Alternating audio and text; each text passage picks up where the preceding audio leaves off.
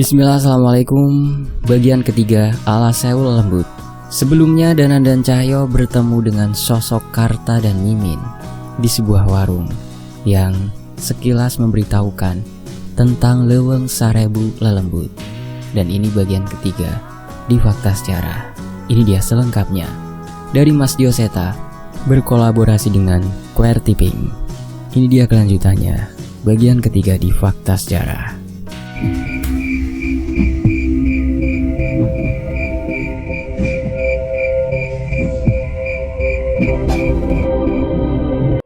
Langit mulai memerah. Beberapa menit lagi, kami sudah tiba di desa Dirga dan ingin segera mengejar kewajiban kami untuk beribadah. Tapi sebelum sampai ke desa, kami melihat pemandangan yang cukup mengganjal. Ada anak kecil terdiam di tengah jalan sembari mengarah ke sebuah bukit. Saat kami mendekat, ia pun melangkah dengan tatapan kosong, dengan perlahan menuju ke bukit itu. "Jul, itu anak kecil kenapa?" tanya Danan. Aku menoleh ke arah bukit kemana anak itu mengarah. Seketika aku terhenti saat menyadari ada sesuatu di sana. "Nan, itu!" Aku menunjuk ke arah hutan bukit. Mengerikan. Dari balik pepohonan aku melihat sebuah tangan besar seukuran pohon pisang dengan jari-jari yang panjang dan tajam. Tangan itu melambai-lambai seolah memanggil anak kecil itu. "Kejar, Jul! Jangan sampai bocah itu ke sana!" teriak Danan. Kami berdua segera berlari mengejar anak itu. Danan ke arah anak itu menahannya agar tidak terus melangkah. Sementara aku mencari tahu sosok apa yang ada di hutan bukit itu. "Titip anak itu, Nan!" teriakku. "Hati-hati!" Aku mempercayakan anak itu pada Danan. Dialah yang lebih ahli dalam mengembalikan kesadaran orang yang terpengaruh sihir. Kali ini, senja terasa begitu mengerikan. Langit terlihat begitu merah, menerangi hutan yang selama ini kuanggap biasa saja. "Keluar kau!" teriakku memancing sosok mengerikan yang masuk ke dalam hutan tadi. Sayangnya, teriakanku sama sekali tidak digubris. Namun samar-samar aku mendengar suara langkah kaki dari salah satu sisi hutan. Aku pun berlari ke asal suara tersebut dan menemukan pemandangan yang lebih membuatku geram. Ada sebuah batu di sana, sesajen, dan sebuah patung kayu terletak di batu itu. Tapi bukan itu yang membuatku geram. Di pohon-pohon sekitar batu itu terlihat anak-anak kecil yang kakinya tergantung di ranting-ranting pohon besar. "Keluar! Berani-beraninya kalian!" Aku menantang siapapun yang melakukan perbuatan ini. Tidak hanya setan yang muncul tadi. Aku menduga ada manusia yang melakukan ini. Anak-anak kecil itu tidak mungkin tergantung di pohon tanpa campur tangan manusia. "Cahyo!" terdengar suara Danan dari jauh. "Di sini, Nan!" Danan mendekat bersama anak kecil yang sudah tersadar. "Ini gila," kata Danan. Melihat kedatangan Danan, aku segera pergi menuju anak-anak itu, memanjat pohon dan melepaskan semua ikatannya. Danan menangkap anak-anak itu dan memastikan keadaannya. "Mas, Fatan gimana, Mas? Fatan gak apa-apa kan?" tanya anak yang tadi sempat diselamatkan oleh Danan. Sepertinya mereka saling mengenal. "Gak apa-apa, mereka masih hidup. Yang penting kita harus cepat membawa mereka kembali ke rumahnya," ucap Danan. "Kami satu desa, Mas. Tadi satu persatu dari kami menghilang. Kami saling mencari. Tiba-tiba saya tidak sadar dan baru sadar setelah ditolong masnya tadi," ucap anak itu. Cerita anak itu memperjelas asal muasal kejadian ini. Tapi langit mulai gelap. Prioritas utama adalah menyelamatkan anak-anak ini terlebih dahulu. Kami pun membawa anak-anak ini keluar hutan. Danan segera meminta Mas Jagat menjemput kami untuk membawa anak-anak ini kembali ke desa. Dan benar saja, tepat saat kembali ke desa, sudah ada orang tua dari anak-anak ini yang kebingungan mencarinya. "Apa yang terjadi, Mas Danan?" tanya Abah dengan wajah khawatir. "Kami menemukan mereka di hutan dekat desa, Bah. Ada sesajen dan patung ritual. Mereka tergantung seolah siap ditumbalkan," ucapku sembari berbisik. Begitu banyak warga yang datang mengerubungi anak-anak itu. Aku sengaja mengecilkan suaraku agar tidak membuat panik mereka semua. Tapi entah mengapa, Kami merasa ada seseorang dengan kemeja safari terus memperhatikan kami. Entah mengapa, aku pernah bertemu dengannya. Ya sudah, kita serahkan mereka kepada orang tuanya. Nanti biar saya yang ceritakan kejadiannya ke perangkat desa, ucap Abah. Aku pun menitipkan anak-anak itu pada Abah dan Danan. Abah bercerita bahwa Pak Lek sudah duluan menghampiri Mas Linggar dan Mas Linus. Menurutnya ada sesuatu yang sepertinya harus segera diurus. Dengan segera aku melajukan simbah lagi ke arah penginapan Mas Linggar. Kali ini aku membawa sebuah benda yang mungkin seharusnya sudah kukembalikan sejak lama. Pusaka pisau batu. Di sisi lain, suara teriakan terdengar dari salah satu kamar di penginapan Mas Linggar. Aku langsung bisa menebak di mana kamar mereka. Dengan cepat aku memarkirkan motor dan memastikan kondisi di dalam. Pak Le, aku memastikan apa yang terjadi di dalam. Tak bisa kusangka, dalam penglihatanku, ruangan ini sudah dipenuhi oleh ular-ular yang merayap di lantai hingga ke dinding-dindingnya. Sementara itu, Pak Lek tengah memegang dahi Mas Linggar sembari membacakan ayat-ayat suci untuk membersihkan sesuatu dari tubuh Mas Linggar. Mas Cahyo? Mas Linus dari tadi terus membaca doa memagari dirinya dari hal buruk yang keluar dari tubuh Mas Linggar. Saat mengetahui kedatanganku, Mas Linus sengaja mengajakku keluar, membiarkan Pak Lek konsentrasi dengan ritualnya. Sudah banyak ular yang keluar dari tubuh Linggar, dan itu tidak habis-habis, ucap Mas Linus. Ular yang dimaksud Mas Linggar adalah ular gaib, hasil perwujudan ilmu hitam. Sepertinya memang ada sesuatu yang menyerang Mas Linggar. Apa itu ulahnya Nyai Kunti? Tanyaku. Mungkin, tapi mungkin nanti Pak Lek yang bisa memberi kesimpulan, jelas Mas Linggar. Beruntung penginapan ini tidak terlalu ramai. Pengunjung lain mengisi kamar yang berjauhan. Pak Lek juga sudah memasang pagar gaib agar ritualnya tidak mempengaruhi orang lain. Oh iya, Mas Linus, sepertinya sudah waktunya saya mengembalikan ini. Aku mengeluarkan pusaka pisau batu yang sudah banyak membantuku selama ini. Pusaka ini ya? Mas Linus memperhatikan pusaka peninggalan keluarganya itu. Ngapunten, maaf. Sepertinya kekuatannya habis setelah membantu kami di pertarungan terakhir, jelasku. Mendengar ucapanku, Mas Linus sedikit tersenyum. Syukurlah kalau keberadaan pusaka ini bisa berguna, balas Mas Linus.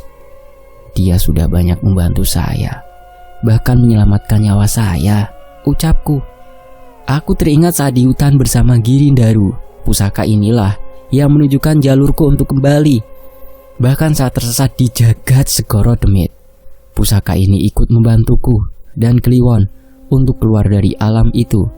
Dan yang terakhir saat melawan Kiluang, ia sampai kehabisan kesadarannya demi membantu menggunakan ajian Triwikrama untuk Wonosuro.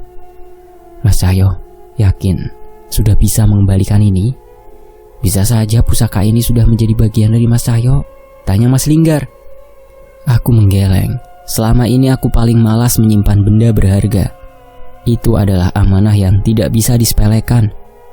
Kasihan Mas, sama saya tidak pernah dirawat. Boro-boro dikasih sesajen, disimpannya aja ala kadarnya, balasku. Mas Linus malah tertawa mendengar ucapanku.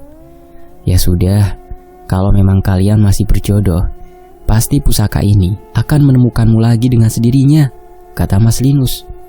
Saya setuju soal itu, balasku. Sembari menunggu Pak Lek menyelesaikan ritualnya, aku menemani Kliwon yang sedari tadi masih menikmati buah-buahan yang entah ia dapat dari mana.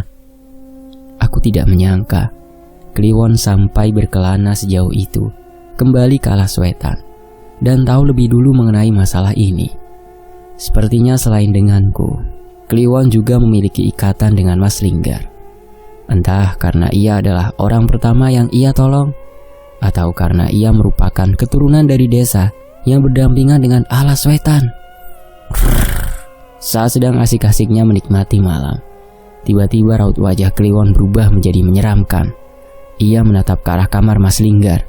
Dia datang, jangan lengah. Suara Mas Linus tiba-tiba berubah. Itu adalah suara dari pusaka yang baru saja ku kembalikan padanya. Aku dan Kliwon segera berlari menuju kamar Mas Linggar dan bergegas membuka kamarnya. Saat itu ada kobaran api putih di tubuh Mas Linggar. Ia seperti mencoba menahan sesuatu dari tubuhnya dengan bantuan ilmu Pak Le. "Jangan di sini, kita ke hutan belakang," teriak Pak Le memerintahkan aku dan Mas Linus. Kami pun membantu Mas Linggar berjalan menuju hutan belakang. Jaraknya hanya beberapa ratus meter dari penginapan.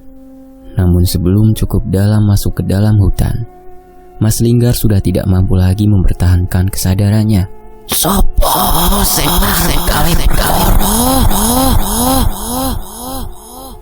Itu adalah suara perempuan. Mas Linus berbicara dengan suara perempuan. Suaranya seperti wanita tua yang lirih dan penuh amarah. Tapi bukan itu yang kukhawatirkan. Mata Mas Linggar memerah seluruhnya hingga ke bagian putihnya. Aku tahu bahwa tubuhnya merasakan sakit dari kemunculan makhluk itu. "Ora ono sing gawe perkara. Kula mung pengen tahu apa tujuane panjenengan ngerasuki Linggar," balas Pak Le. Saat itu tiba-tiba muncul bayangan hitam dari tubuh Linggar. Bayangan yang besar dari makhluk berwujud wanita dengan rambut yang berterbangan berantakan. "Duduk urusanmu. Kalau tidak ada yang ingin kau katakan, lebih baik tinggalkan tubuh Linggar," perintah Pak Le. "Cuh, aku Nyai Kunti. Tidak ada satupun yang bisa memerintahku," teriak sosok itu. Saat itu seketika angin berhembus dengan begitu kencang. Bayangan tangan Nyai Kunti melayang, mencekik Pak Le dan mencoba menyerang kami. Pak Le sudah bersiap mengeluarkan kerisnya. Tapi tiba-tiba Kliwon melompat ke hadapan Pak Le. Bayangan Kliwon membesar dan membuat Nyai Kunti gentar. Tidak mau mengalah, kini ia mengincar Linus. Tangan dan kukunya yang tajam hendak mencengkeram wajah Linus, tapi ia berhenti.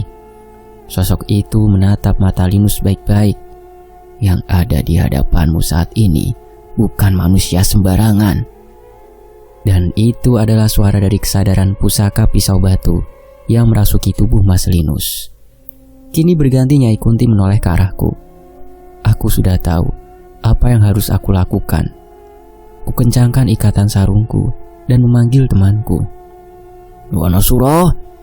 Seketika suara auman yang menggelegar memecahkan keheningan desa. Nyai Kunti yang sebelumnya sombong kini terdiam. Ia tidak menyangka dengan siapa mereka berhadapan.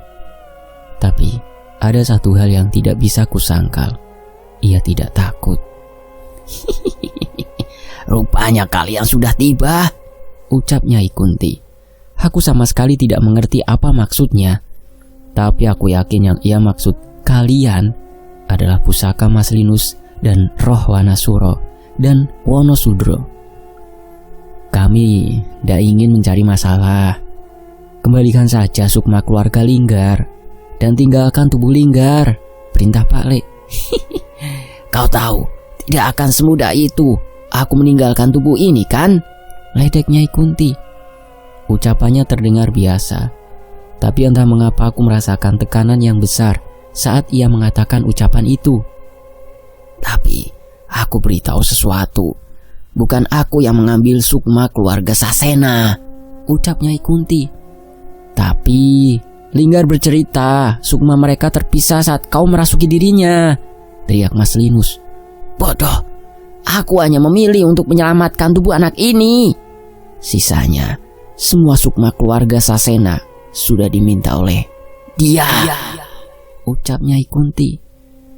Jadi sebenarnya Nyai Kunti ini penjaga Mas Linggar atau musuh mereka sih? Aku semakin bingung dengan sikap makhluk ini. Tapi mendengar pertanyaanku, sosok bayangan roh perempuan mengerikan itu melesat menerjang tepat di hadapanku. Seorang perempuan digilir oleh 7 pertapa keluarga Sasena. Dia milih hingga 7 kali dan janinnya ditumbalkan. Hanya anak ke-7 lah yang dibiarkan hidup di dalam perutnya. Perempuan itu dipasung dan hanya diperbolehkan makan dari bekas mulut ketujuh pertapa biadab itu. Sepanjang hidupnya, ia habiskan di dalam goa dengan terus mendengar mantra terkutuk sampai perempuan itu mati bersama janinnya terkubur hidup-hidup di dalam goa. Teriak Nyai Kunti dengan wajah penuh amarah. Itu adalah ritual menciptakan khodam, tapi caranya sangat keji, kata Linus. Sekarang menurutmu perempuan itu harus menjaga keluarga itu atau mengutuk keluarga itu? Tanya Nyai Kunti sembari berpaling meninggalkanku. Aku tidak bisa berkata apa-apa. Sudah sewajarnya Nyai Kunti menuntut balas. Tapi tadi ia berkata, bukan ia yang menculik Sukma keluarga Sasena. Mereka ada di dekat tempat ini.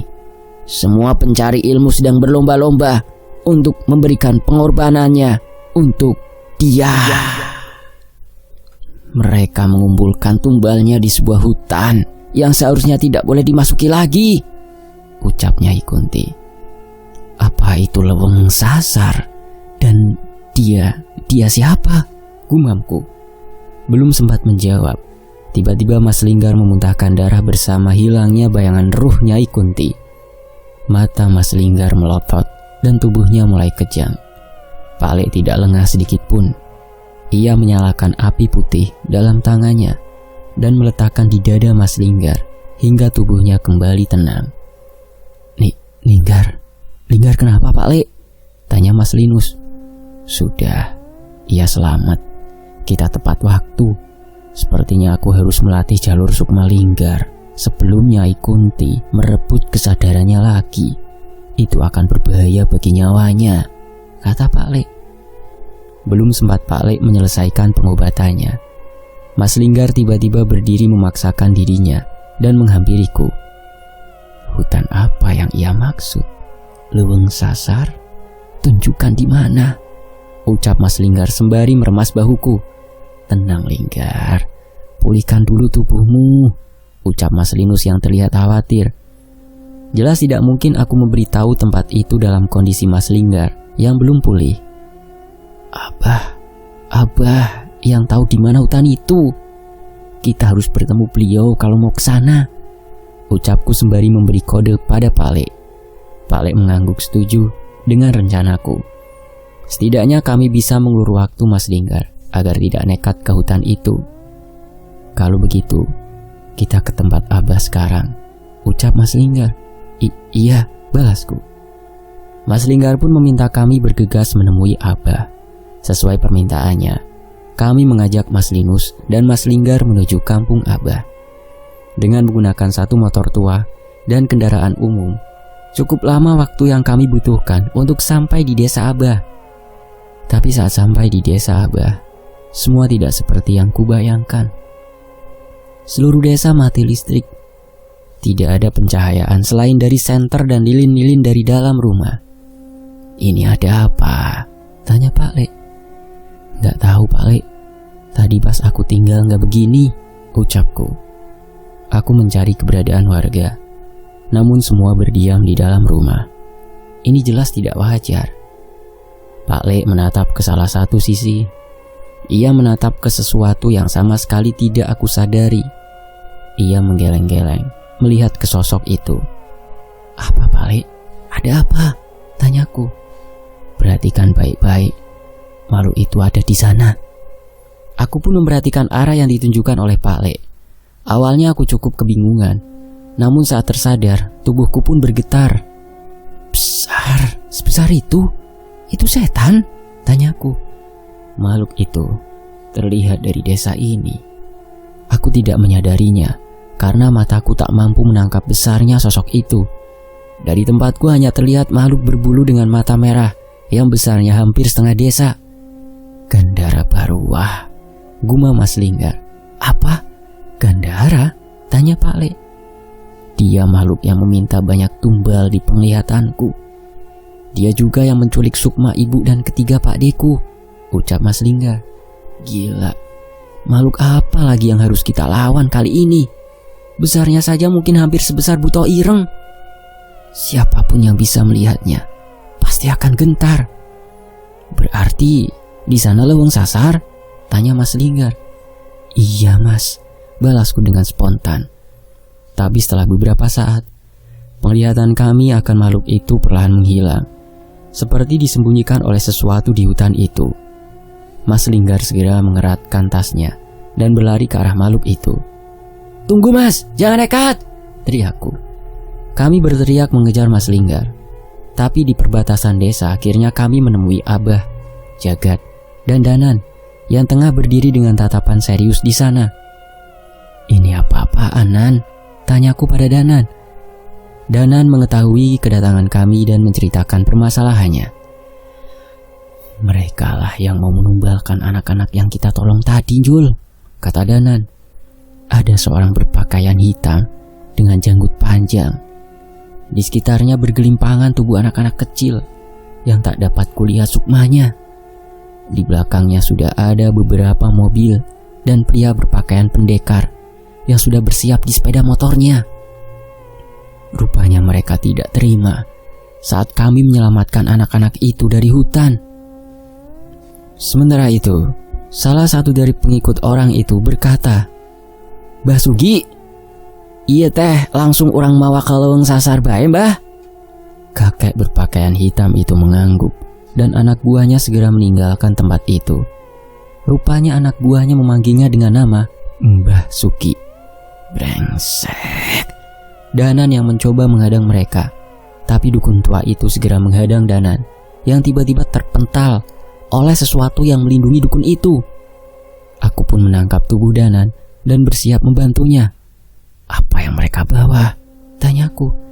Masing-masing dari mereka membawa pusaka peti batu. Sukma anak-anak itu di dalam benda itu, Jul, kata Danan. Briak! Terdengar suara sepeda motor terjatuh dari kejauhan. Ada suara perkelahian dari sana.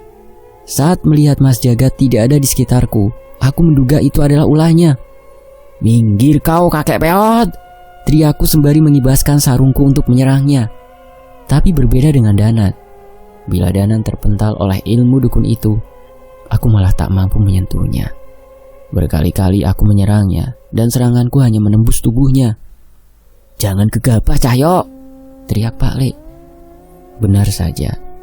Semakin sering aku menyerang, kakiku semakin menghitam dan semakin berat.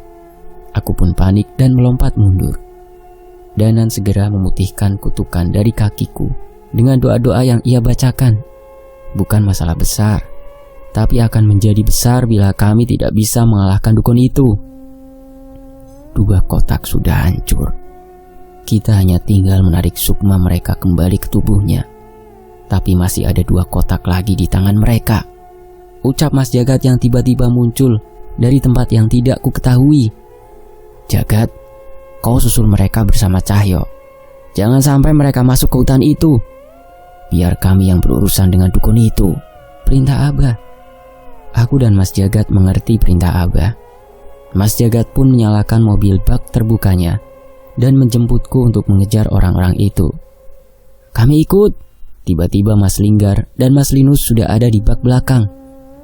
Sayangnya, kami tidak punya waktu untuk mendebat mereka. Aku pun menoleh pada Pak Le, meminta persetujuannya, dan Pak Le mengangguk. Pak Le akan menghadang orang-orang itu dengan wujud sukma. Kalian susul mereka secepatnya, kata Pak Le. Dengan segera Jagat melaju mobilnya, meninggalkan desa yang seketika menjadi begitu kelam ini. Belum sempat jalan terlalu jauh, tiba-tiba Mas Jagat mengerem mendadak, mendapati sosok ular besar menghadang kami. Kami ingin keluar, tapi tiba-tiba api besar menyambar dari belakang kami dan mengusir makhluk itu. Itu api Pak Le, kataku. Rupanya Pak Le sudah menggunakan ilmu rogo sukmonya untuk mengejar anak buah Mbah Sugi.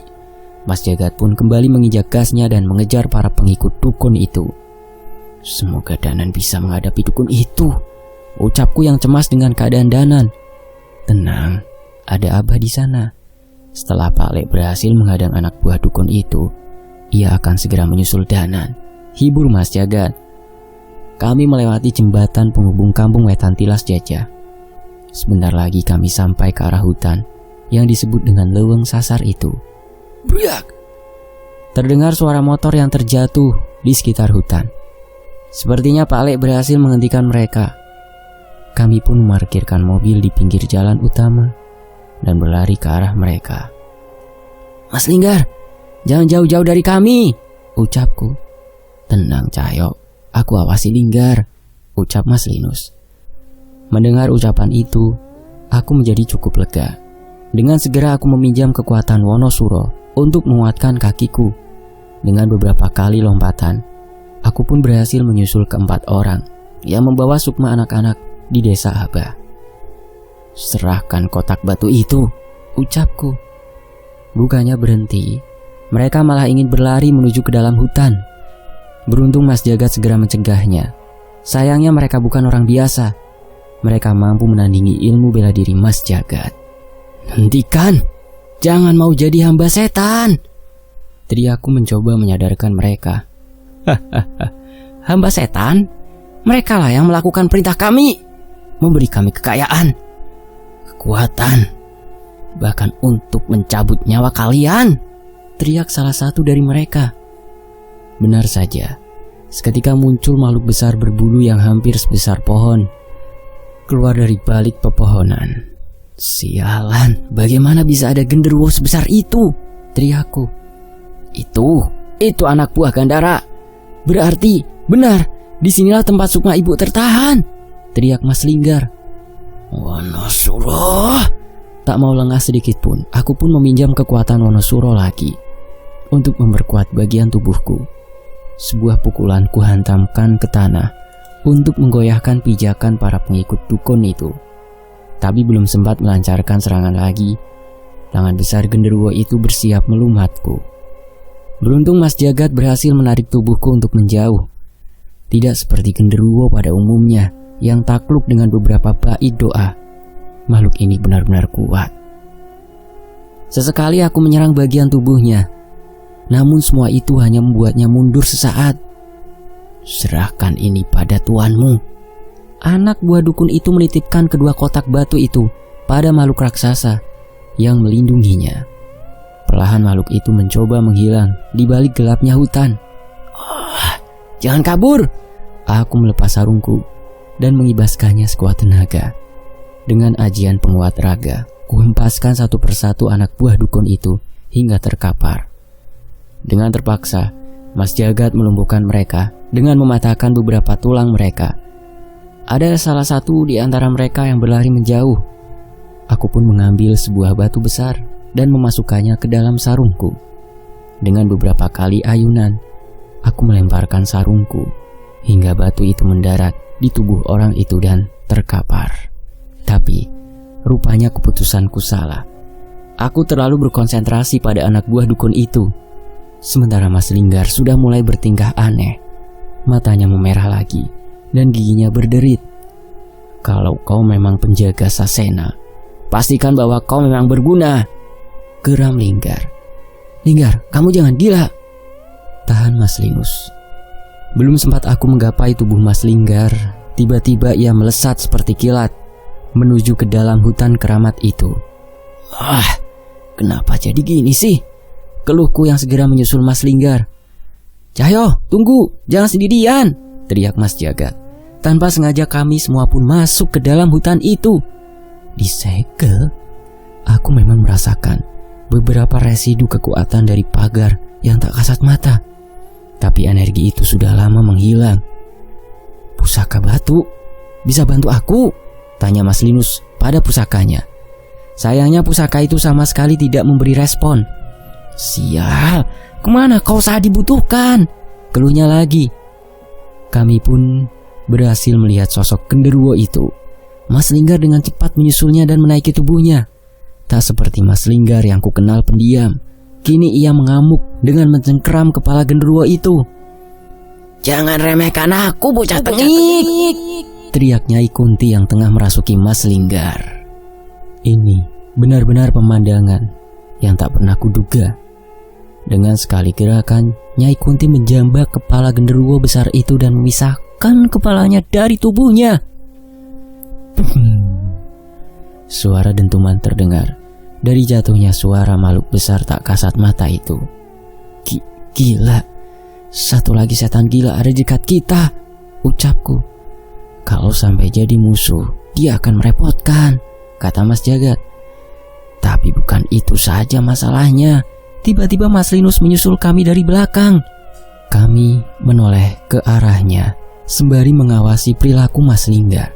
Jalan masuk kita tadi menghilang, ucap Mas Linus dan bersambung.